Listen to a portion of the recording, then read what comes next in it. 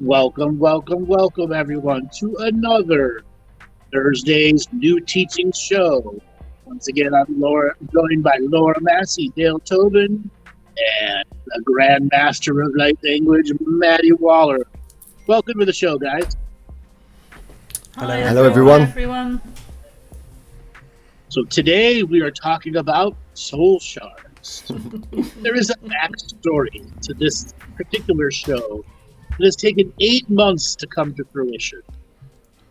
Long ago, when the team was young and they were still fighting the gremlins of the microphones, I began to tell them stories about how shows would go and what people would watch. And then I had to explain to them about lightworking questions. Do we remember this, guys? We remember it very well. Very well. It was the first show that Dale and I wanted to do, and you wouldn't do it. And then it got that you would do it, but then it just kept pushing forward, and it came January, and we mentioned it again, and it was just like... It was like... And now it's a dirty word. Now it's a dirty word, right? We mastered the art of chopping salad, but now it's time for a change. You wouldn't do it. It's awesome salad, too. You wouldn't do it because you didn't want it like weaponized and made into like lightworker. It's not weaponized as much as people just like a soul shard is a Lego piece to a big puzzle. It isn't. Okay? It's not hard to understand when you get your lightworker out of the way. Lightworkers just sit there and do nothing. It's the actual you that has to comprehend and understand things. The lightworker doesn't do jack and shit. Yeah. Okay? So, with that, put your lightworker salads together, and we are going to go and start asking questions. Okay. Andrew, describe a non-lightworker. Describe a soul shard.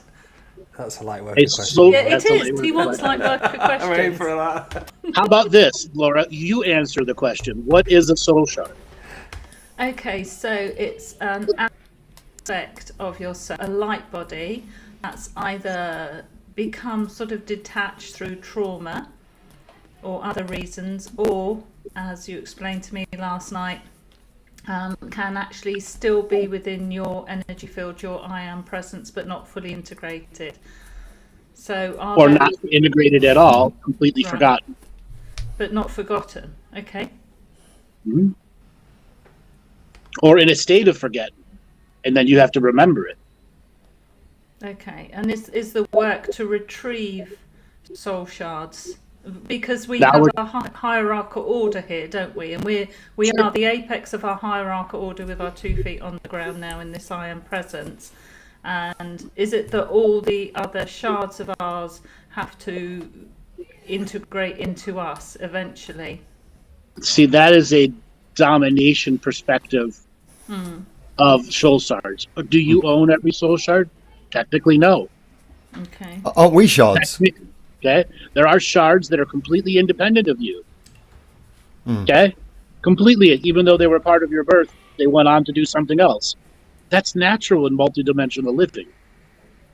So what we should really focus on for the short term is what are soul shards through traumatic events? That's the lens all too often people overreceive, overuse.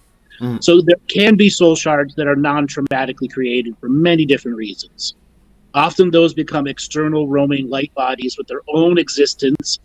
And when you invite them in, they come to you as guides and teachers and other aspects. When you're dealing with a soul shard that's been from earlier childhood trauma, that's a very young version of you suspended in a frequency of time, just outside of time, constantly trying to get back into your aged body. And that's the tug of war for control of the body. Okay? And then there are shards that are so far gone, they have no idea how to get back to the body. And this comes into that perennial term, soul shard retrieval, psychic surgery. All that stuff comes from that. Somebody journeying and making a portal to reconnect the two and begin the reintegration process if the shard is ready. Dale, on your journey with me, I'm sure you've met shards that didn't want to go back. Yes, I have. Met many different versions of shards and how you work with the ancestral homeworlds and the grandmothers and grandfathers, and they assist you on bringing those, or you journey to that soul shard, bring it back. Sometimes they want to come in, sometimes they don't. But as I'm kind of like putting it back into the body, it's always integrating. It takes a while to bring it back and get it fully back and healed and everything. So they're all different, and they're all got so many different like personalities and agendas and so on. So, Maddie, in your experience with soul shards that are traumatically created, what can you say about them to give people a unique definition for a soul shard that came out of trauma, created out of trauma? Well, most of them turn out, well, in my perspective, from what I've seen, turn out quite destructive. And they can actually almost demonize and begin to work against you. So I've had them come through as almost like alternate personalities. That can switch on and off at certain points, and it can be just like a completely different personality to the one that you have.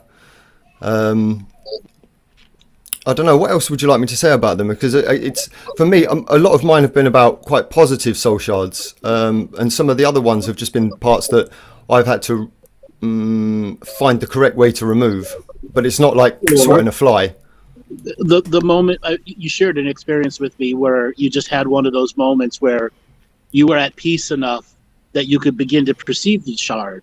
Yes. And it didn't come to you out of a negative process, but the journey of getting it back into you had to be a positive process. Right? So, and I know you've had other profound experiences, but that still sets up, it was trauma that created its separation from you. Right. Separation from your internal dialogue. That makes sense.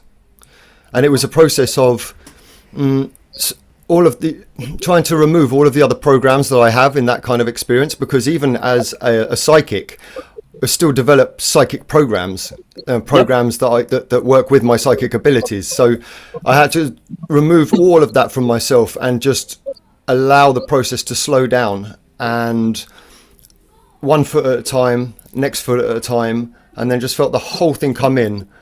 And then as soon as it was locked in, then I just used light language to lock it in, because sometimes I feel that they kind of don't quite lock. They shudder slightly, and then use light language. Yeah, but that for me was a profound healing. I mean, I walked in the door. I literally went in the back garden and stood there for a while, I think, to have a smoke. And when I went back inside, I was a completely different person. Yeah. So there's a question from the chat room: is fragmented self the same as a soul shard? Yes. Yeah. Is there a difference between a shard or a fragment? Technically, a shard is smaller than a fragment. And a fragment will have different shapes and densities. A shard is generally something that's brittle like glass, or metal that's very cold and then is shattered. Got it? Different ways of breaking up.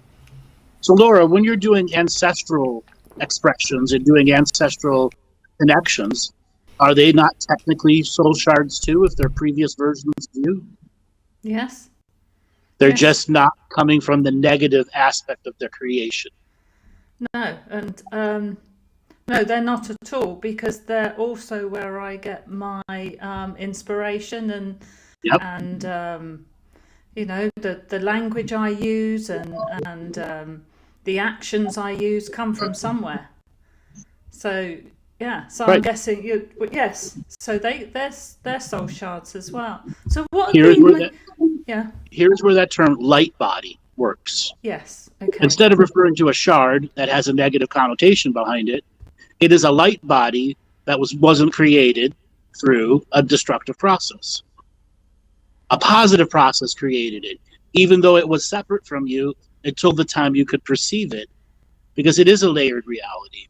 And it took a while for you to get into the ancestral feelings and frequencies of the grandmothers, to trust it enough to allow it to be in your sacred space long enough to know that its agenda is not harmful to you. Okay.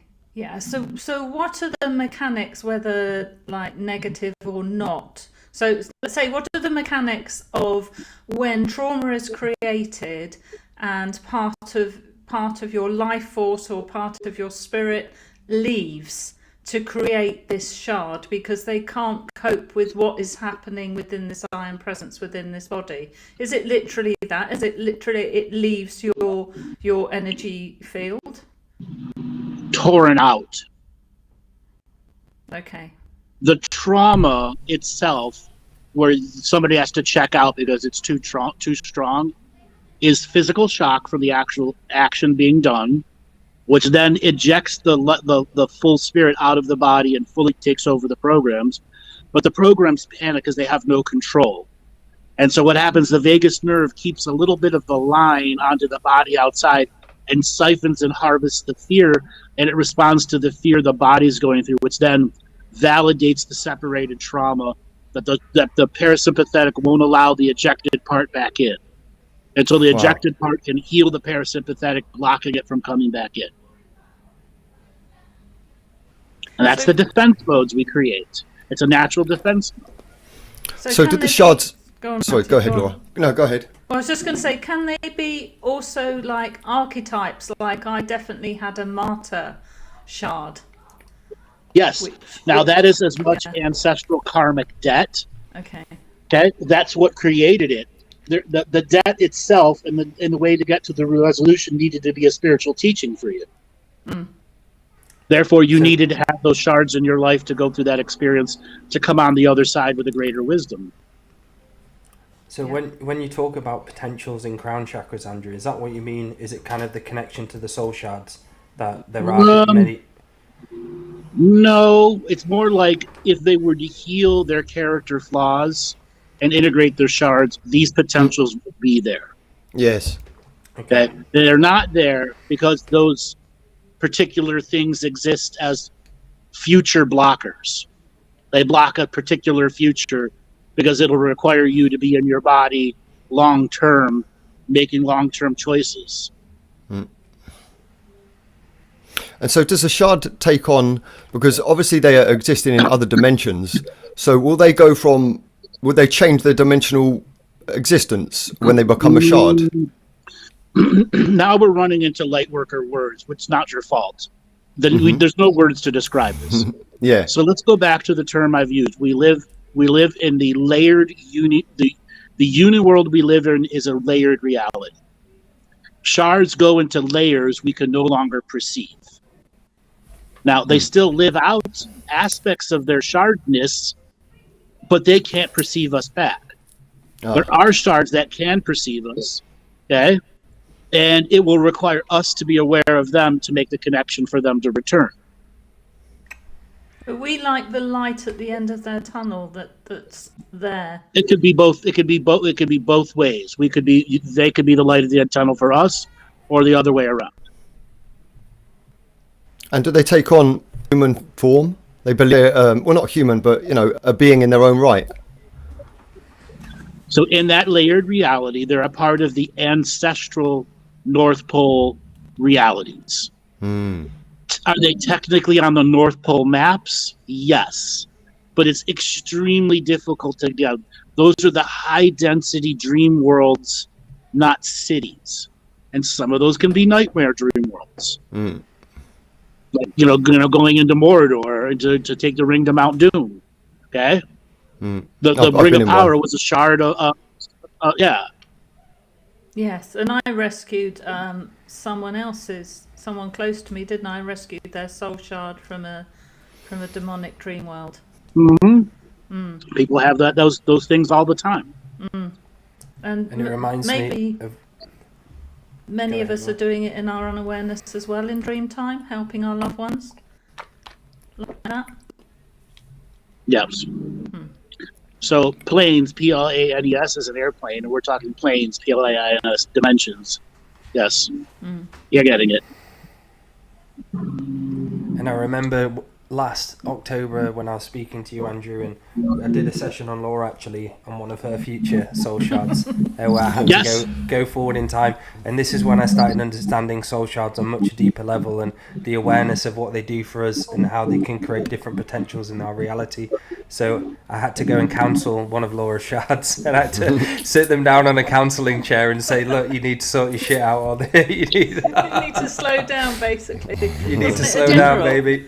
Was it a general who was marching forward all the time, carrying the banner or the flag or something? Yes, it felt like a general, but it wasn't a general. It just had that energy of a general. Yeah. Wouldn't sit still. So there's another question from the chat room. These are good ones. Can one person's soul shards exist in another person? Yeah, that's a good question. Oftentimes parents, when kids are going through traumas, will store shards for them later. But that runs into a multi-dimensional super fucked upness when you add in severe ancestral debt on the parents. They have to be the perfect parent, but no one's ever going to be the perfect parent. But that's the nature of the ancestral debt. Okay, you have to thrive to be that. And if not, you take on the shards of the child, and the child generally betrays you at some level, gets into drugs, gets into that. And after a while, you have to let them go. Or if that child dies, you're then holding on to a shard and not allowing that soul to cross over. So that all fits into the grand scheme of life and death. And Now, can people completely you don't know at all store a shard for you? Yes, that can happen too. Oh, that's horrible. Okay? It's all about how gullible the shard is, how much wisdom it has retained in it. Is it bored? Does it even know it's not part of you anymore? So you know the process of codependency or a narcissistic domination relationship or something like this. Would certain beings like that take a shard from another being? Yes. In their unseen world? Feed off of it too. Is this part of karmic debt? Yes. It's not the whole enchilada, but it's a big part of karmic debt. Yes. It's an infrastructure and system to reduce karma. What about ghosts, Andrew? A lot of ghosts just shards when they go for that crossover, about to cross over. Do any of them like kind of split and just decide to stay? Kind of like the governments breaking up. Yes, that does happen too. When you have major life issues going on, you have mass exodus of the parts that you've given up on. They like, all right, do we have to go for you to find it in yourself? And that's why people are like, I'm depressed, I have none of this, I do none of this. It's because you gave up on yourself. And those positive shards that were giving all that energy, you can't even speak to them anymore. So different personalities that you can show, or different facets or aspects of yourself, are really shards. Or light bodies. Shard is generally a negative term. We're running into the lightworker chef salad here. You got ham, you got turkey, you got all this dressing mixed up, everything's all there. So if we just understand shard generally is interpreted through negative perception. Okay. So if you have an aspect of yourself then, or a shard that's not working for you, say like the martyring shard, that's when you do the inner work and raise your frequency, and then does it naturally leave the body, like often with a bit of trauma like it did with me, or can it just naturally just leave the body because it's not holding the same frequency as you? Generally, with martyrs, they hold on till you take the power out of their cold, dead hands. Very rarely does something just leave because it's lost power. It's programmed to stay into the bitter end, to defend you for its original purpose. There are ways to counsel it out of that and to fire it and all sorts of other things, turn it back into its original process. Like the person was saying, martyr originally meant witness. It hasn't meant that for like several hundred years. It generally be those that are sacrificing aspects of themselves. And in this psycho-spiritual terminology, we are calling it a theme inside a person's reality that is detriment to their greater growth. They will self-defeat and sacrifice or martyr themselves for causes that are never beneficial to them. But sometimes it's set up for our own growth, isn't it? Sometimes we set this up before we come for that to happen, for our own learning and evolution. Yeah. So, Laura, here's an example. Before we started doing the shows, you had a bit of an issue with technology. Remember, I told you everyone's going to have the issue. Yeah. And the last 3 shows in a row, you didn't have any issues with it. It was Dale's turn. Yeah. Okay, that's an example of the fear you had before. That not only did you overcome through by repetition, but you actually did the work on it too. Yes. Yeah. Okay, which made a huge difference in your natural confidence. He learned how to use a mouse finally. Yes. What do I do with my mouse? I'm going to tell you after the showdown.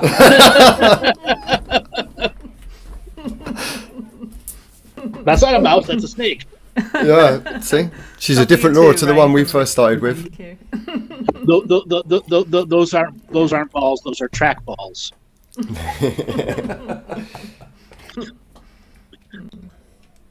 Okay, so that's an example of you doing the work and integrating the fearful part of yourself that you had to technology that was creating that self-defeating energy that was martyring you from the greater cause of going and doing your work, because all the technology was always in your way until one day you recorded your own show and you're like, hey, that wasn't that bad. No, that And the made next all was the your- difference. right. Yeah. It's downhill skiing from that point because you had the big aha. Yeah. Yes. Yeah. Now, if we translate that into people doing inner work, you got to recognize aspects of yourself that have a feeling of being external. And if they are, okay, how external? How long has it been since I've communicated with this shard? Have I ever? And if you're one of those people who's never done any work whatsoever, you're going to have to learn to have inner dialogue and outer dialogue. It's a natural part of human living. There's nothing wrong with talking to yourself, especially when you're listening to your actual words and discerning them and understanding the nature of how the subconscious can Because Can I ask a even provocative? people- Go on, Maty. I want to ask like a slightly provocative question, but I think I've just had a brain fart. It must be your turn, Laura. Okay. Let me see if it sorry. comes back. Even people who aren't spiritual say, "Oh, I must talk to that part of myself that does this, Yes. this, and this," don't they? Yeah. You've raised kids, Laura, all you guys there. You see them having those moments where they're trying to figure out their own little reality when they're 1.5 to 3.5, and they're in the out loud to inner dialogue. And they don't know the difference between one or the other. Mm-hmm. Yeah. We just lose that somewhat as we get older. I still do it. Yes. I jabber onto myself all the time. Yes. Yeah. Sometimes I realise I'm doing it in front of other people. And I'm like, oh shit, and I feel embarrassed. Yeah, but it's just such a part of my repertoire that it's who I am. And that's it. And so many people are used to reading other people. A lot of people can't turn it inwards and start reading themselves. And that's one of the great ways to master yourself. And a lot of Reiki practitioners or psychic surgery practitioners, they master and know how to read other people, but as soon as it comes to turn in, it's really hard for them. Mm-hmm. So what happens, Andrew, when, let's say, for example, you've got a person, and we're going to character as lightworker type, who doesn't actually do any real self-inner work, but they go to see somebody who does soul retrieval, something that they feel, they have this feeling they've heard about soul shards or something, and they go to Like you. this healer. Like you. Like seeing yeah. somebody like you, or Dale, Yeah. or Laura, or Yeah. me. Yeah, and then they go back to their life and just carry on. What happens to that soul shard that's being brought forward? I mean, I'd be pretty confident that I could lock things in, but obviously it wouldn't be a done and done, would it? People undo healings all the time. Right. You all know that, right? Yeah, I've Okay. seen it many times. There is a Got it. level of disbelief. There's a level of broken faith that no matter how much the worker tries, they will reject it like an organ transplant. Mm. Because they're not going to do the work to balance the journey, that 3 to 5 to 7 day journey it takes for that shard to actually integrate and Yeah. stay sacred enough long enough. But there are times during sessions where we can hold the window of sacredness strong enough that we can put it back in there and weld it to the frame. Yeah. Okay? They may Yeah. rust it off, acid bash wash it, destroy it later, but you did weld it back on. Yeah. And Dale, you know what I'm talking about, welding things back in. Yes, very familiar. And the amount of times you weld things in and it works, but the amount of times you do a fucking incredible session and they have an amazing time. 4 days later down the line, they're back into the old way, and it's like they've completely just thrown everything out. Like, and all these programs coming, and they're into the programs Agent Smith mode again. Right. Agent That's Smith. why. That's why I always say to them, I always give people tasks to do afterwards. Must do this. Do this for this amount of time, and just to allow them so that they have at least a bit of sacredness in their life, or allow that to actually, the healing to actually work properly. Okay, so let's look at the anatomy of a light worker. We had that in the text earlier, a great title. So what is a light worker from an anatomical point, an energetic anatomical perception? Your standard light worker who's going to do truly nothing for themselves long term. You get what I'm talking about? Yeah. So when they're doing a 5-minute prayer on their way to work, or they're taking a crap and decide to open a book, and they believe that's making something safe. Okay? This is what I like to call the 9-volt battery. Okay? If you operate on a 9-volt battery and your ego believes you're plugged into the wall with endless amounts of power, what ends up happening in your energetic world? Get burnt out. Things take over the energetic world because you have no strength of willpower to know what's your natural internal dialogue or external dialogue. That's why a lot of light workers get hijacked, unfortunately. Mm-hmm. Yeah, they don't know what's them and what isn't, do they? They when I look at them and they're the way that their face begins to change, it's not unlike drug addicts. It's the same sort of with the sunken eyes, and you can just see it on somebody when they're martyred to that level, but believe in their heart that they're a good person, and it's so destructive. They're not good people. You know what I mean? In that moment, they are a good person. Yeah. They just can't maintain the good person because of the shame, blame, or guilt that's still inside them. Yeah, and the miseducation about diet, about what frequency actually is, and the ability to actually be in the world as a human being. Well, the biggest thing is they don't take the sacred neutral path, do they? They can't, because they're stuck in polarity. Yeah. You can't have a neutrality amongst polarity. What does polarity do to neutrality? Tries to overwhelm it to become polarity. Yeah. Neutrality is in between polarities. So they're two completely different things. I guess the moment that you go into any form of polarity, you're no longer in the neutral. Correct. That's why maintaining the sacred neutral state as a long-term emanation and expression of you is by doing it every day as long as you can until it's never a chore. It's a blissful process to do for yourself. Yes. And there will always be things that push you off the road or into charge and polarity. It's about letting it go at the end of the day. Yeah. It's understanding it's information, isn't it? It's just information. Yeah. And that's how you maintain stronger, rigid neutrality by going, all right, I had my time with it. Now let it go. Exactly. And when I'm in those moments where I'm like, wow, the ego is really not running, but the ego is having a good go here, and I may be behaving a certain way. I always know in the back of my mind, well, I know that forgiveness moment will come and that it will happen. I already know it's already on its way. So it just takes the destruction of it down and the power away enough for it to not, become a shard. Exactly. Not to or just keep making it more and more little shards, and you're grinding away at that goodwill until you're no longer that good person because you grounded away into a bunch of tiny shards. Yeah. Looking back at our former selves, Laura, in the lightworker days, like the amount of triggers I had like 9 years ago compared to how I am now. It's just so funny some of the shit I used to do back then. Chasing synchronicities. Yes, 222. Yeah. So Angela's why is neutral sacred? The Bible says to be hot or cold, but never lukewarm. Well, this is not the Bible, first thing first. The Bible is its own expression of all of those subject matters. Sacred neutrality actually comes from indigenous teachings around the world. It's the common term of letting go of charge and polarity in a form to be present with the planet's celestial forces and energies, which is not following a religious order. Information will not change you. Right, information will not change you.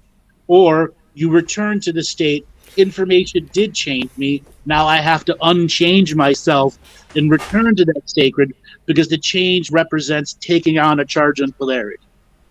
Yeah, which we do need to do as part of our journey as well, like Dan and Maty were saying about the lightworker days. We had to go through those extremes, through those polarities, to learn sacred neutral. It doesn't make it wrong. It's better if it's part of your journey rather than your entire journey being in polarity. Isn't Every it better failure is to a step. use it as a stepping stone? Yeah. So Every failure is a let's go- step closer to success. Yeah. Let's go back to the lightworker here a second. So, Laura, yesterday you had a unique experience when we were talking about a subject. Yeah. So, I'm going to bring that up for you here for a second. So, let's just bring up the idea of a general lightworker out there that's never really given themselves any true effort. Now, yesterday we were talking about doing contract revocations in an accent or another voice style. Yeah. Now, I told people to do this all the time. Why is that you should do your revocations in different forms and voices? Because it will show you other aspects of yourself that are waiting, like in my case, to come to the forefront, to come to the stage. That's what it felt like for me. Right. And it Before we get shows- into that, yeah. before we get in, let's just try to describe that part of the journey. Part of the journey of what that light body coming to the fore. Need to or give the Andrew a fact whack it on the was back. Revocation. No. The journey into using the voice. Oh, the journey into using the Remember, voice. there was a giggle Yeah. in the voice. There was a unique happiness in the Lightness. voice. Yes, Okay. there was a lightness So- and a strength that I didn't have before because I've had the serious sticks stuck up my backside. For So you many, decided many years. to do a Posh Laura. The poshest posh you could ever do. And you're doing the union and communion consciousness strike. Yes. So that's you not only hilarious. had the joy of the consciousness strike, something you've read 1,000 times on your own in Yeah. many different forms of sacred energy, Yeah. you are now using that posh, stick it to the world, funny aspect, and a giggly euphoria was behind the words, which Yeah. then elevated you to the point that you could realize that Posh Laura was real. Yes. Yes. Okay. Is it in that joy? That's what raised the frequency. If you want to use like a terminology, it was such joy and so different and such fun that suddenly, I was reaching new frequency levels, which then led me to understand, like through chatting with you, that is an aspect of me. If it's coming from somewhere, right? If you're doing these voices and things like that, it's coming from somewhere. Right. Now, yesterday, we Dale and I witnessed you have a conversation between Laura and Posh Laura that was naturally in flow for about 5 full minutes. And you didn't break yourself, didn't think about it. It was absolute pure two of you in conversation. Yes. We learned she was roughly in 1933, but had access to her memories in the 1970s. Okay, because you began to explore the soul shards that aspect of you's perception. But once again, that happy, joy, giggly, unique, euphoric frequency behind doing it in the posh voice that triggered the next level for you. It did. Yes. Yeah, it was did, a holy darling, shit it moment did. when you were doing it. It's like, fucking look at you, Laura. Your light just started. So I highly recommend people go and do some kind of accent training. Okay? You can go online and how to speak like a New Yorker, how to speak like a hick, how to speak like a foreigner. There's all sorts of online accent training classes that are there for free. Okay? Why are you learning an accent? To explore different powers of your own voice. Okay? With that, I want to give people an example, Laura. So you have Posh Laura and regular Laura. And I know I'm putting you on the spot, but I'm doing it on purpose here. That's all right, darling. I knew this was coming So today. we are going to take questions for Posh Laura in her other timeline. Okay? And then Laura's going to interact. So the first question, I'll give the first question before something from the audience comes out. So Posh Laura, what do you remember about the Queen of England's when you were around? You're talking to Posh Laura now, yeah? Sorry. Yes, but you have to talk to her answer back. Oh, darling, the Queen. Oh, so the Queen of England. Yes, now let me see. So she came to the throne. Oh, gosh, darling, she was so young. She was so young and she had to take over and had all that responsibility put upon her. But you know, they were such gay times. We had such good fun in those days. Okay.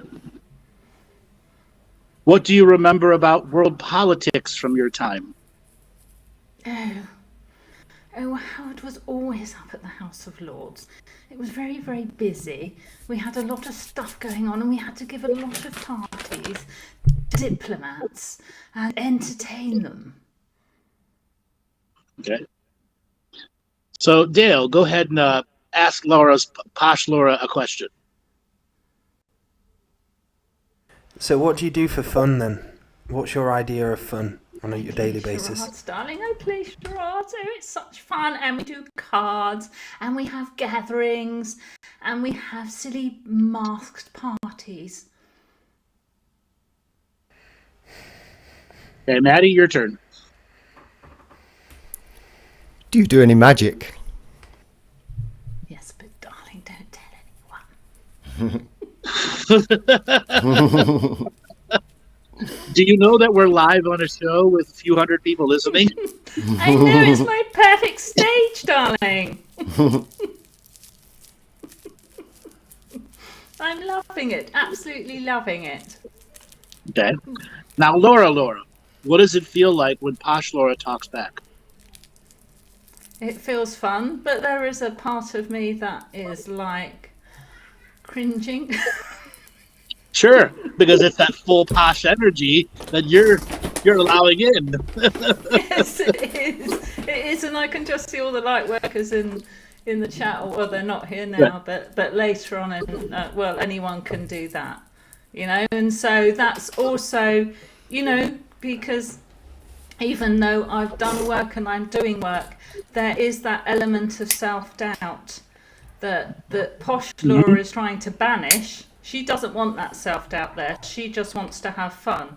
And part of me is trying to interfere with the Posh Laura, thinking I have to give her like dates or incidences from what you're asking. And in fact, if I was able to get into the full flow, probably like I did last night, that wouldn't be there. But because it's on a live show, there is that little bit of edge to it, that little bit of nervousness, you know, of being judged. And I know I teach people about don't take on other people's projections and judgments, but at the end of the day, the four of us here are still human, and that happens as well. So I think we're fully relaxed, the four of us. I can just go into it fully. On a show, it's just, yeah, I can do it.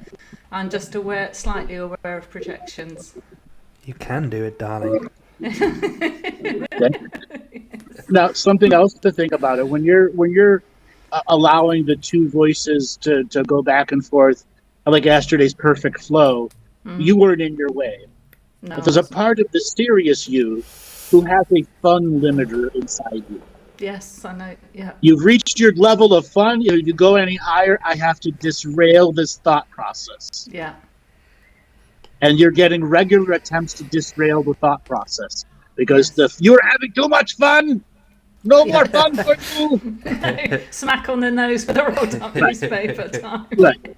So that's also going around in the background. Okay. Yes, it is. Yeah. Okay? So let's just look at the part of you that's the no fun monster. Yeah. Okay. Okay. Yeah. Let's have it talk. The old crotchety old woman. Yeah. Okay. Yes. Yeah. Let's bring her forward instead of Posh Laura. Yeah. Okay. Well, the thing is, you're just gonna look a right idiot when you do that on a show.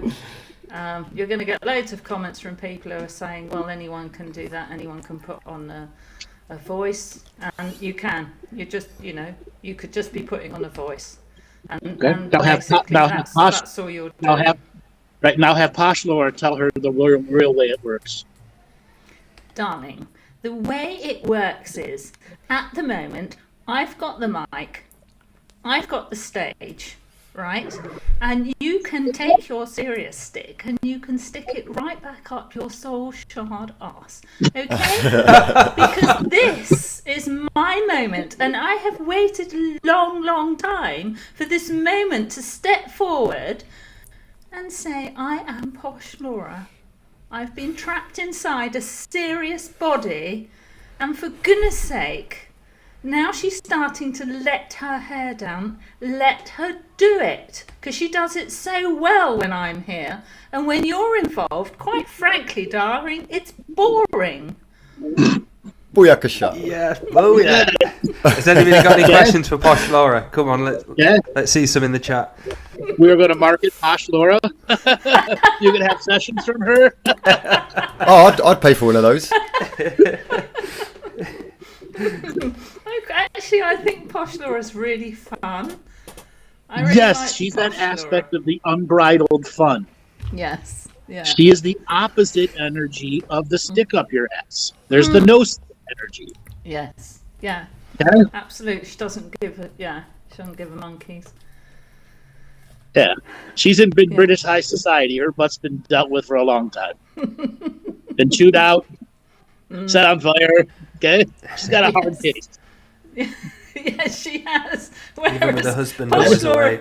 do you know? I tell you what, Posh Laura drinks and smokes. She's got a cigarette in a long holder, and she loves cocktail parties. And she's very dressy and classy. I like that. Yeah, someone to look up to. Yes. No, she laughs, and that's the fun of it. That's All right, the so fun. you now just had Posh Laura, an aspect of you, talk to a shard of you. Yeah. Okay, the old crotchety Laura has been trying to take over the corporation, but can't. Okay, Yeah. so Yeah. I want you to have Posh Laura. You're going to make Posh Laura in charge of your human resources. Okay, and you're going to have a firing of crotchety Laura by Posh Laura. Okay, right. Crotchety Laura, stop hovering outside the door. Come in. Sit down. This really will not take long. I am tired, so tired of your seriousness. I really don't want to go on like this. Laura and I are having far too much fun. And we're going to continue having fun, darling, but without you. Now, I'm so sorry. We don't really mind where you go, as long as it's not in our energy field. So quite honestly, darling, just bog off. We're quite happy on our own. And from now on, Laura is just going to have an amazing time. We have so many parties to go to, so much catching up from being so boring and serious and being Miss Goody Two-Shoes and the 50s housewife. No more. No more, I tell you. There's no more of that at all. So, goodbye. Close the door behind you. Don't let the door hit you on the ass. What does she have to say to 50s housewife Laura? What does she say to 50s? Actually, she doesn't really mind, because 50s housewife Laura actually has got some potential she quite likes. Yeah, they're soul sisters. Yes. Soul sisters. Yeah.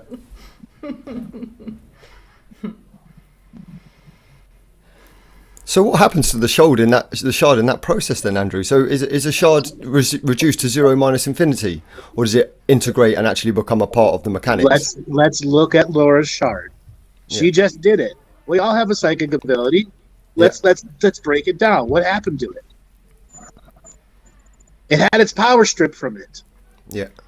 Okay, what happens when a program has its power stripped from it? It has nothing to exist on. It's either going to choose to be alive and move on, or it's going to accept it was a shard and be integrated without any control. Now we get back to what's a soul shard. Is crotchety Laura going to go on to someone else and help them? Probably yes. Another member of the ancestral soul family. That's the offering, that when you set crotchety Laura free, she can go and deal with anyone else in the lineage who needs a crotchety aspect. And this is so we could see ourselves as shards in that respect. Sure, the different versions of her. That crotchety Laura can go backwards or forwards in time. She's not limited by time anymore. And it moves through the soul or the DNA lineage. More like the higher soul is doing, shifting, human resources from one Laura to another, from one company location to another company location. And can you talk about, as she's talking to her, because I remember yesterday, Andrew, she talked about the World War II and it hadn't happened yet. How was she able to talk about that again? What were the mechanics? Because she had access to her memories, so that means what Laura was talking to was one of her who was on another timeline. It's like a one of one. We don't live on one single timeline. We generally live on 12 to 17, sometimes 30 for a short period of time.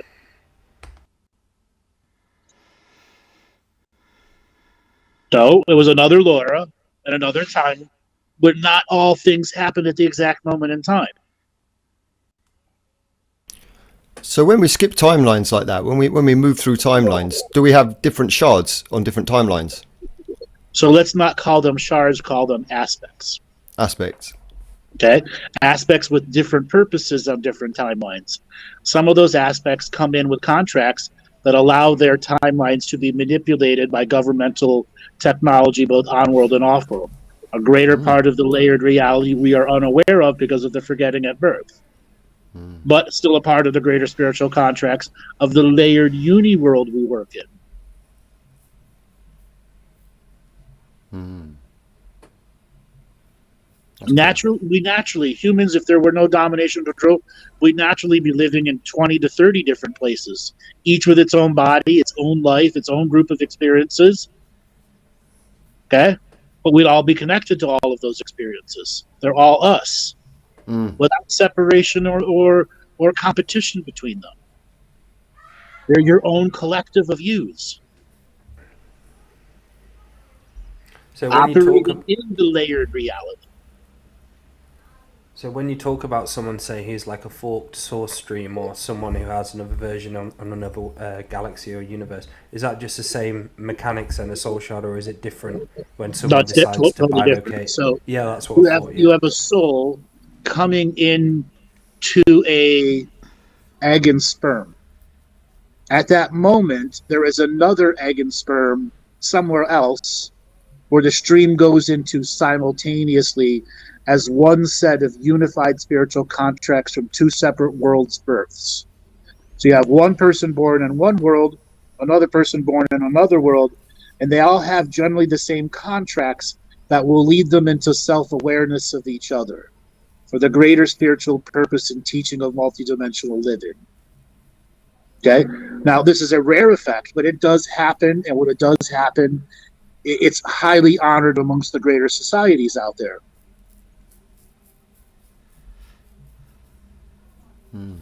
So I've recently created a soul shard. I know like we do it all the time, and it's been a while since I've wanted to do another one and make it sovereign.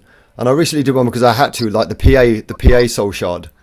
And it just had to help me out a few minutes ago because there was a collective that was trying to push its way in, and I had to task it to sort this out, and it did. It removed it well. So once I've created something like this Maty, is that then available only to me, or does that actually then, as a sovereign soul shard, get access to the rest of the lineage? Okay, so once you make your PA, the metaphorical PA, they have spiritual advertising, business cards, websites in the many aspects of their layered reality to offer contracted service resolutions. So, if you need to get a hold of Maddie in this reality, I am the PA that will receive the message and deliver it to the many aspects that it should be delivered to. Because not everything is meant for Maddie in this now. And that's the PA's main job, is to put the mail into the right Maddie's hands. That's why that PA has to be a part of you, knowing about the many different timelines you're existing on and the subject matters you're going through. So if you have an inquiry for the Maddie that's in South America and not the Maddie that's in Japan, and if you get the messages crossed up, which does happen, okay? But now your PA is taking on intergalactic contracting messages. Okay, so the volume of calls have gone from 20 a day to 10,000 a day. Yeah. Okay, now you got to give more of your input into the PA itself. And just for a second, I want to do a little thing. So the PA, I want you to bring them forward right now. Okay? Mm-hmm. And we're going to have a conversation with your spiritual PA. Okay? Mm-hmm.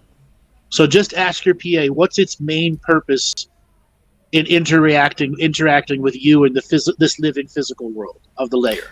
Okay, so my PA is quite rude to me, but it's a kind of banter that we have, a back and forth. When I created sovereignty, so it's saying, to sort this fucking mess out is what it said. Okay, that's cool.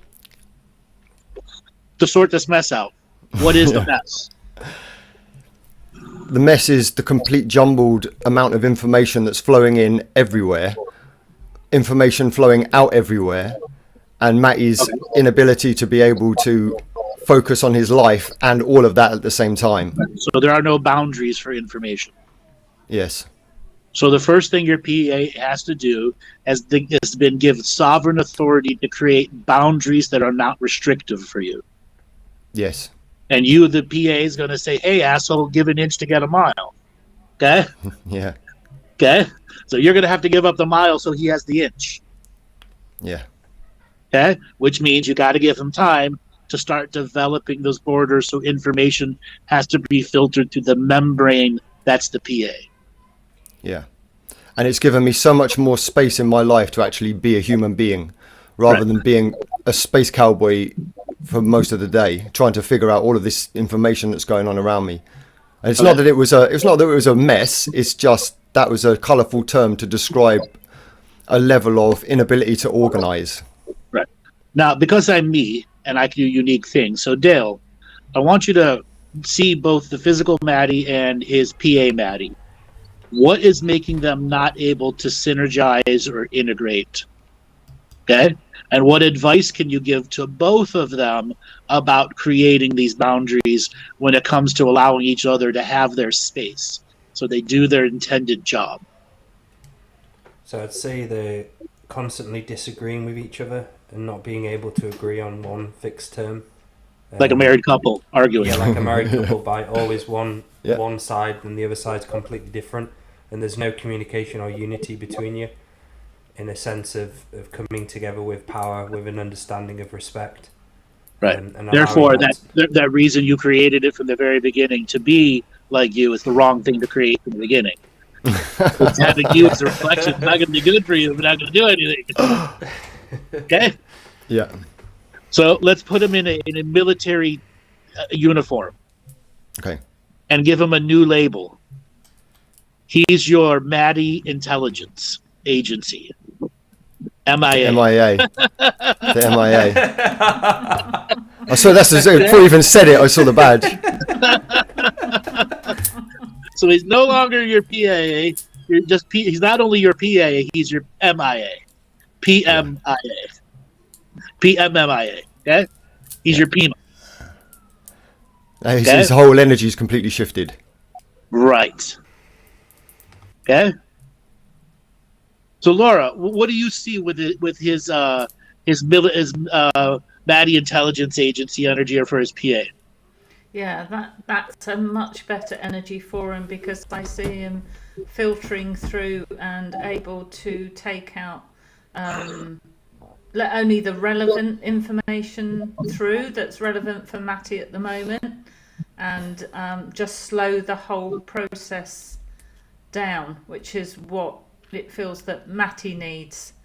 And he also feels he's been given a bit more control as well. Mm-hmm. He's the director. Yes. Yeah, he's got the director's chair there. Okay.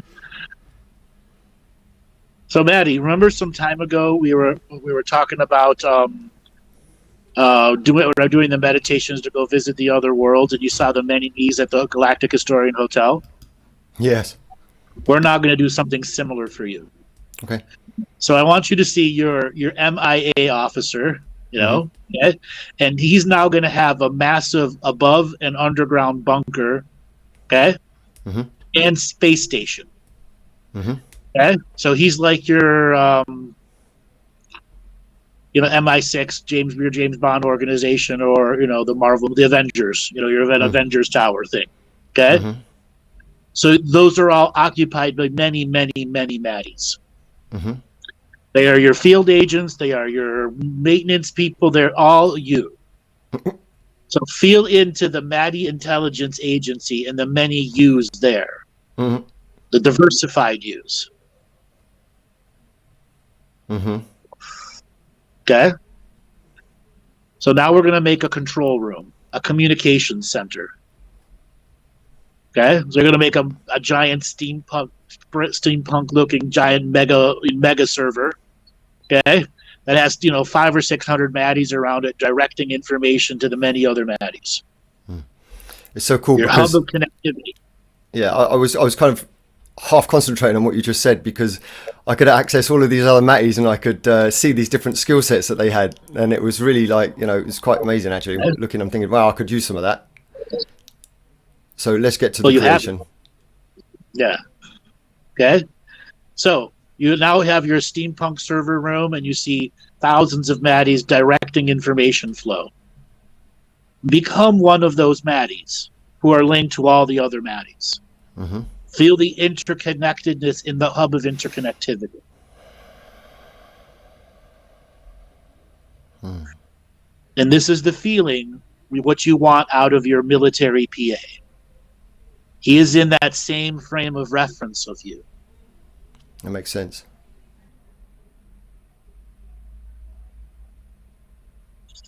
Okay. Now, what is your PAMIA chief officer telling you about boundaries?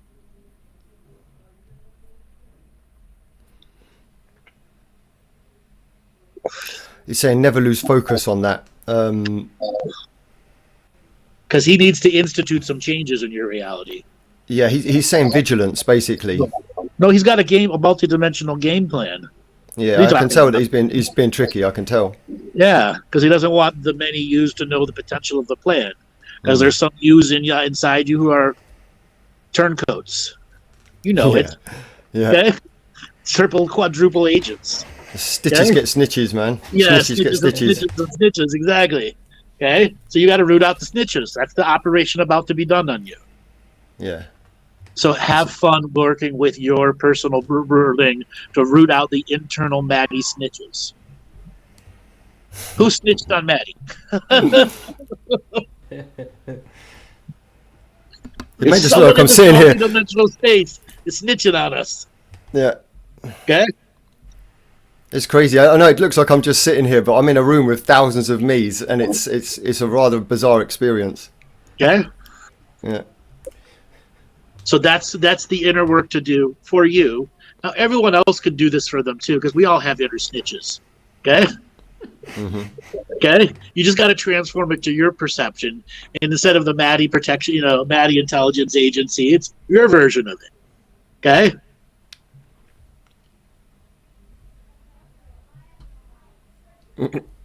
Now let's talk galactic communication for a second. Okay? So you're linked up with the many Maddies. So I want you to talk to your military Maddie intelligence agency head officer and make a list of off-worlders that you are going to extend ambassadors to go to. So they can work long-term without you being overwhelmed.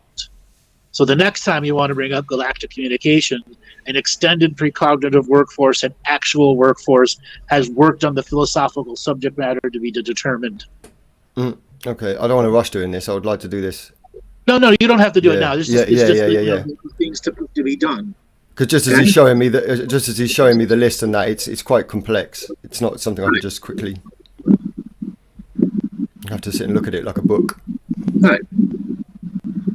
Well, yeah, it's a big plan. He's got to root out the snitches, and then you got to replace the rooted out snitches with good shit. Yeah.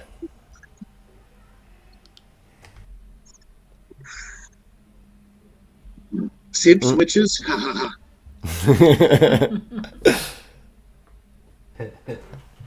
Trigger snitches. Oh, that one's good. Ooh, good stuff going on in the chat room. Okay. See how Andrew... Can you guys hear me? Yes, we can hear you. Yeah. Okay. Yeah. So everyone, you could do this. You now just had a multiple examples from Laura to into Maddie, how you can open up and begin to do inner work.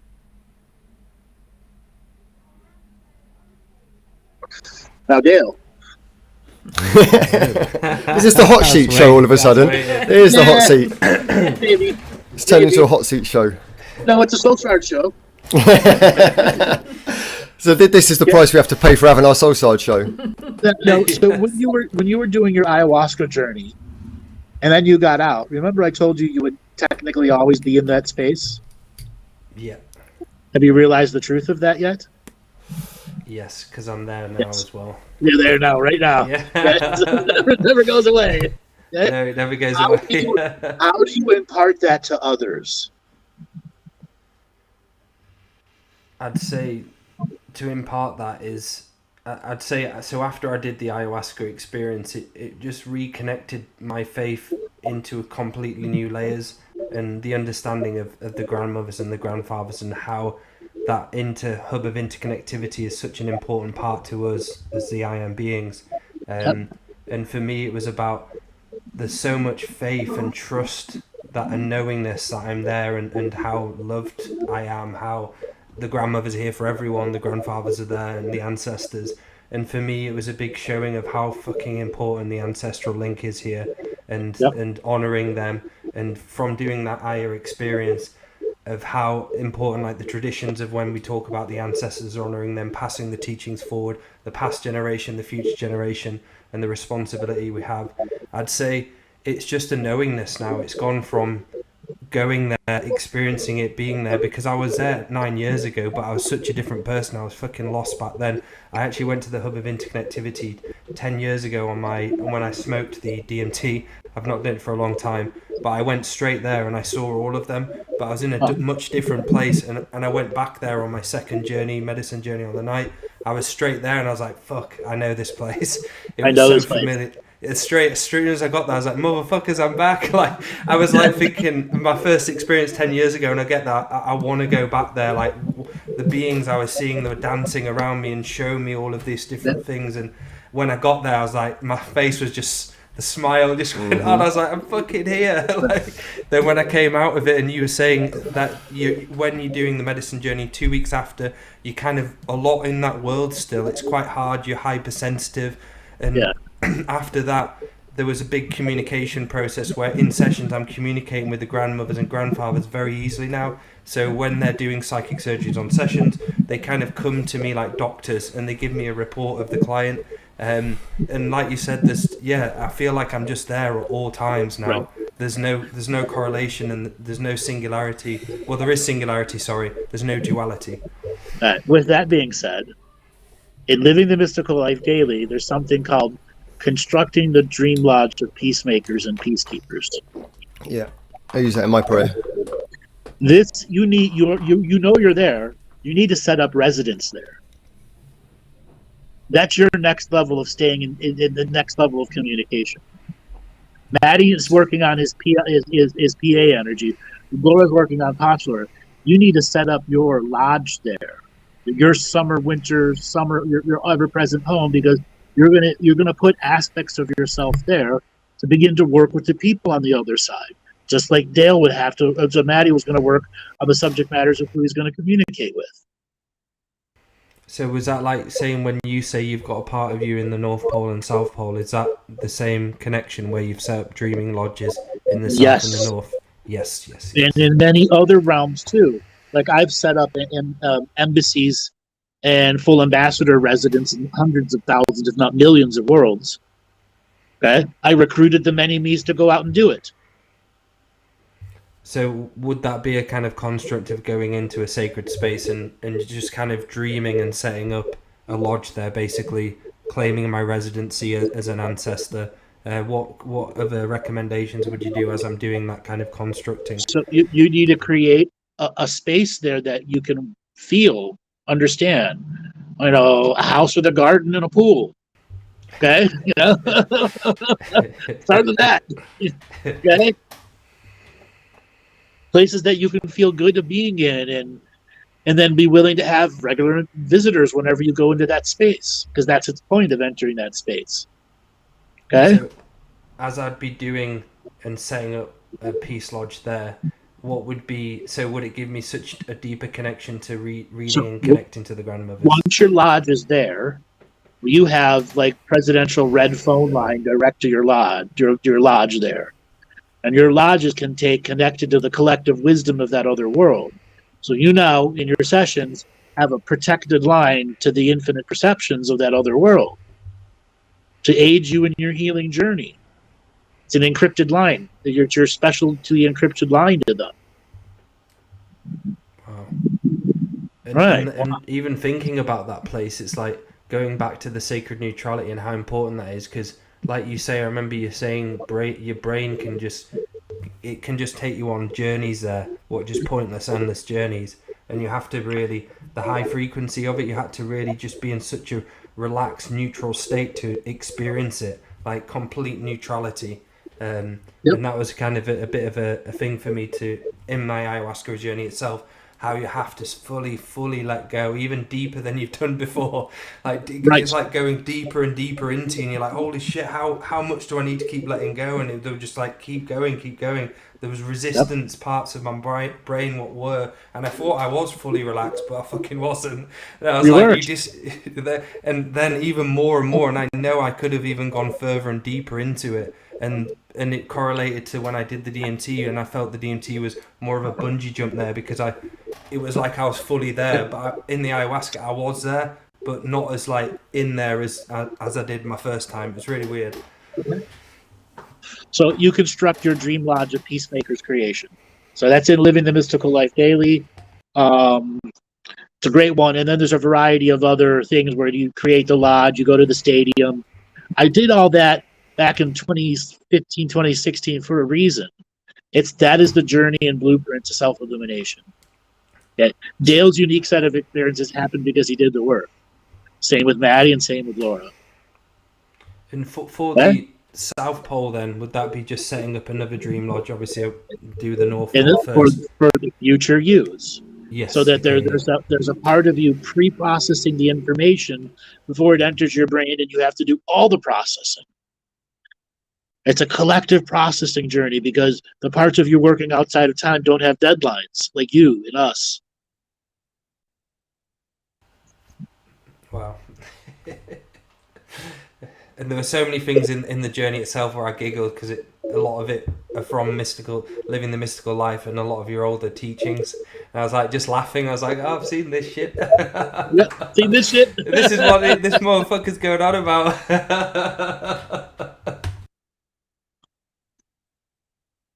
So, Maddie, how does it feel to have your PAMIA? Oh, I was just kind of half listening, coming in and out, because I was flitting around. There was so much information there, and I actually this is so fucking stupid. I wasn't going to say anything till afterwards, but as I'm sitting here, I can feel an integration happening. So there is a shard integrating now. Yeah. That is an agent in the field who felt it's proper for me to come in now. There's some protection there. There's somebody put up a border and allowed me to get back and come in and do a full debrief of all the shit that's going on out there. Just so weird to have this happen on MI5 agent. That's your MI5 agent, your 007 in the field. Yeah. He's coming in strong. It's weird to have this happen while I'm live like this. This usually happens when I'm on my own. Now, cool. Laura, how does it feel to have done Posh Laura live on air? It feels very freeing. It's like I've said a long time ago, what else have I got to lose? There's nothing to lose, is there, by doing this? A bit, maybe not even your dignity. If people poke fun at it or whatever, well, that's their problem. Because I've learnt so much from doing this, and I mean I like her. I like that Laura, because she certainly isn't a meek Laura. No. And I'm just working out whether basically she's been there but not fully integrated, which has given me another insight into how soul shards work, because I always thought soul shards were sort of external of the field. I didn't realise she was already in me, but the Sirius stick kept beating her away. So now exactly. we've got rid of the Sirius stick, and the times where I'm struck dumb on shows, which hasn't happened for a while, and things like that. Then this is a new lighter version. And somewhere right out there, the Sirius stick is sort of grumbling and saying, well, you're not taking this seriously enough. You need to be doing more work.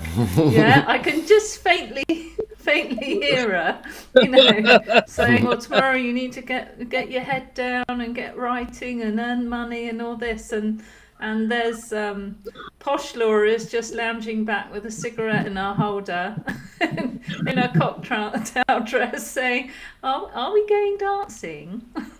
Exactly. I think I might hop on the train and come and take her out for a night. What do you reckon, Laura? I want to go to Posh Laura for the evening. The boy from Luton. Yeah, we'll go eating and dancing. So Amy from the chat room has, will we hear Posh Laura in your prayer services? Yes. Oh. I think we have born a new aspect of Laura. Yes. Pretty soon, Yeah, Posh Laura will be doing sessions. Posh Laura will be doing sessions.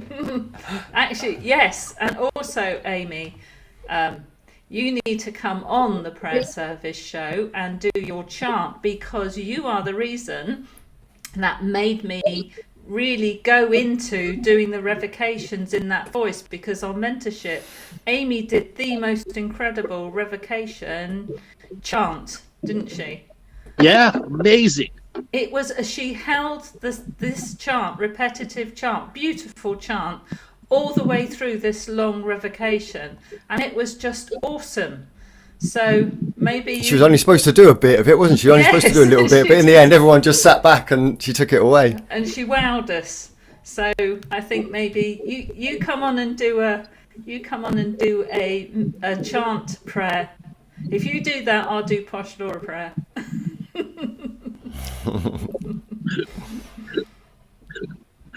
Oh, that's awesome. Yeah. We love you, Amy.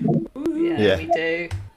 All right, so Dale, Hello, Andrew. if you are just driving along in an area, there are energy beings everywhere layered throughout this. Okay? Now, let's say we've got to a part of the road where there's lots of accidents. Those areas collect shards, and we can call those hauntings. Okay? How can a shard haunt a human?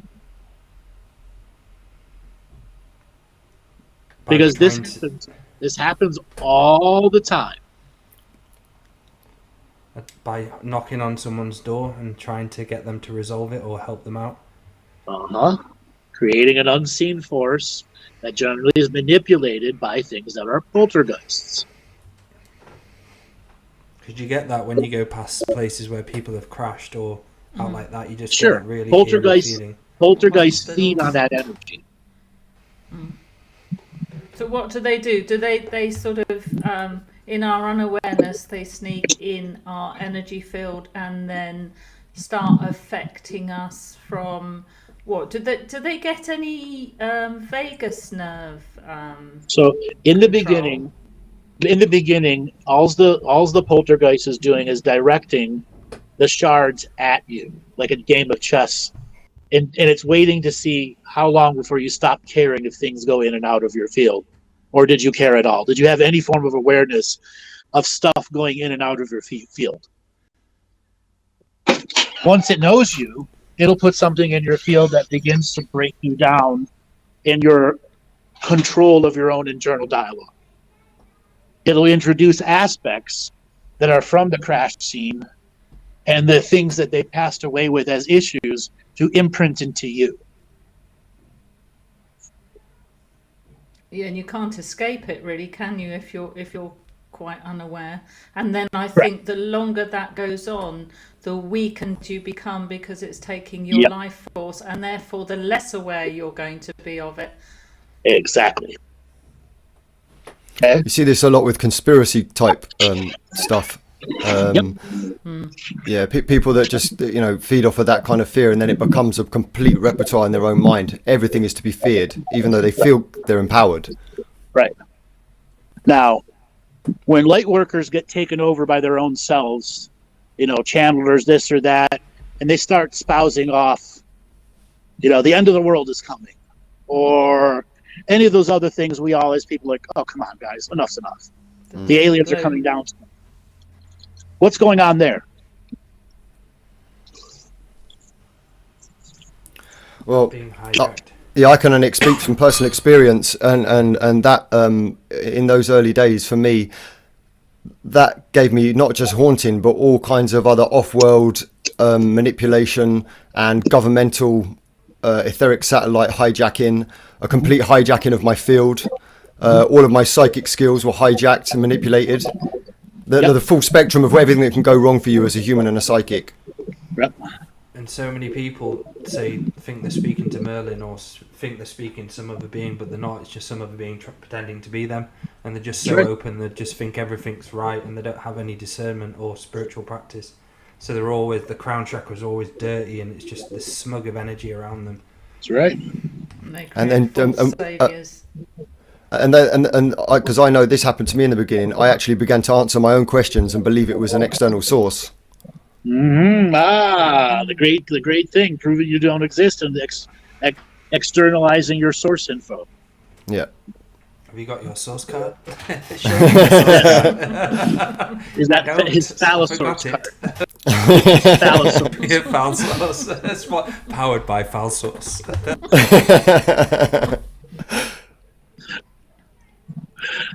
All right, guys, do you have any other soul shard questions? Or shall we put this to rest for another year? October. Guys, we got to make the most our of year this. show, we're doing a soul shard show party. We got to make the most of getting Andrew on this now. The thing is, he's beating it out of me so much, I can't even come up with some now. So, what's a good way of people working with their soul shards? First, to be aware, but what's going to bring it out? Like reading the revocations. Reading revocations in a different voice is a brilliant way of doing it. Exactly. You have control of your own voice. Mm-hmm. Try it in an accent. Okay, if your accent sucks, okay, work on it. Okay, and let the joy be behind it. You could apply that to dancing or music as Sure. well, couldn't you? Or art. Anything, right? Art, Anything that you need. Anything you need that joyous frequency to get you to the next level of creativity. Right. Okay. Yeah. Singing. Yeah. And then, so what about? Well, I know this because ridding yourself of, let's say, the negative soul shards is all about the inner work and recognizing what isn't authentically you, isn't it? Correct. And that's all the journaling and all the other inner work. You got to get to know yourself before you're ready to travel around to the other worlds. And so many people don't want to do that part of the journey and end up getting it screwed over hard. The guys are laughing at Sean's comment. Speak now or for a year, hold your shard. Yeah, speak now for a year, hold your shard. Exactly. And Amy's trying to do a UK accent. Well, if you're going to learn a UK accent, Amy, Which one? I'm going to teach you Posh Laura. Yeah, which one? There's about 1,000. Yeah, we'll teach her Posh Laura. Yes, I like that. Sunday service, soul shard repair. Okay, that's an idea. Your soul shard recovery service. So you're like a It's a new service we're going to offer now. So. yeah. You're like a We have to get you a van. Get you a van with this thing to drive around on, yeah. But if you've got incoming soul shards, Andrew, how do we recognise those? There's some sort of change in our energy field. You know, so we've done some of the work to maybe expose them in a good way. So we want to bring them in. So we work. It's basically like I did, isn't it? It's increase the communication with them and work more with them, and as you said, increase the joy. Laura, should we show the picture? Do you want to talk about the picture? I'll put them up. Yeah, that's quite a good what one. What a perfect isn't it? time to do it. Yeah. So I'll put... Person turquoise waving. What's that mean? Laura, do you want to explain these photos? It's the smile. I just love the smile, Dale. That's the best thing about it. If she was looking worried, it would be a totally different picture, but it's the happiness on her face. Were you there, Andrew? Did we? Yeah, it's freaking great. Right. So, Andrew will correct me if I get this wrong. So, I was choking one day on a crumb of toast, which turned out later to be a soul shard coming in, and Andrew said the soul shard came in so quickly that as somebody took this photo of me coming in at the throat chakra, it actually shifted my residual image. Yes, right? Look at that. Right. Exactly. Caught right then in action. Exactly. Which is, quite incredible. Where's the other one? Look at that. That's incredible. And you can actually see the light coming from the arms going. You can see the light body coming from the arms down into the shoulders. Your aura's activated. Yeah. Yeah. So the universe obviously lined this up for future teaching, because that was absolutely lined it up for future teachings. That was about 2016. Sneaky universe, isn't it? Sneaky universe. Yeah. But it's so perfect though as well. Yeah. Yes, it was, and I think that was the child, wasn't it? So it was in my lightworker days, and I was very ill with bronchitis and pneumonia, and I wouldn't go to the doctor. I was going to self-treat, and I laid there until I contacted Andrew out of desperation, and he said, tomorrow you go to the doctors and you get the medication that you need, because while I was lying there not well, my third eye was drawing. I had a photo on my wall of trees, and my third eye expanded the trees and showed me a child sitting in a cot, which looked like me. I used to sit under an apple tree when I was a child in the cot or in the pram. And this poor child was looking at me with such despair. And when Andrew looked into it for me, he said that was a shard, I guess, that hadn't I had cough or something, didn't I, Andrew? And they couldn't afford the antibiotics, and the child died. So I now had to integrate this child and nurture it, and I pretended like I was pregnant almost. I rested, I nurtured it. You said don't do any spiritual work, eat really well, good home cooked food. And that's what I did, and that's what I did to integrate that soul shard. I mean, that's just an example of an integration. Yeah, but that was also a big marking stone in your growth from back then. Yes, it was. Yeah. Because you had to ask for help, and there was a part of you who wasn't asking for help. Yes. Oh God. Yeah. Exactly. Yeah. Yes. And I've integrated and had to expunge or expurge the right. martyr shard as well. Yeah, such a huge clearing came from that. Yes, it did. Yeah. Andrew sounds like he's... Gone. You sound like you're on the Star Wars communicator. Yes. No. Maybe it's one of his What did you shards. try before you spoke to Andrew, Laura? Was it broccoli therapy? Say that again, Dale. What did you try before you spoke to Andrew? Was it broccoli therapy in your lightworker days? Broccoli therapy, did you say? Yeah, I wouldn't even take cough medicine. Seriously, I was that zealot, and just getting more and more ill. And the doctor said, you should have come before. Yeah, you've got bronchitis and pneumonia. And I took a long time to recover. You sound slightly better, Andrew. Yeah. Go on. I'm sorry. I just tried to put my other headset in. It didn't want to work. Okay. Well, we can hear you. Okay. Anyways, that's an amazing journey to see that through Laura and her reflections. Now, all of you need to have some homework that are out there. So, Dale, what is your homework for the individuals out there? To get to know thyself by taking the time through the week to listen to yourself, tune in with your body, realize what parts of you need to be resolved, speak to your heart, have a conversation with your heart and ask it a question, and ask it you'll find some uncomfortable truths, and just smile and laugh about it. If you find something uncomfortable about yourself, just laugh, flip the frequency on it, and have fun. But just to know thyself is one of the most important things for my growth as well, and for everyone's, is to get to know yourself on a deeper level, the story behind you, what you've gone through, the rites of passage which have got you to where you are today. That's very important, and everyone should be honoured as a red blood ancestor, and everyone has a great story to share. Are you ready to share it? Bravo. Maddie, what is your message and homework for people to do? Gosh, I was trying to think of one, but I enjoyed that so much.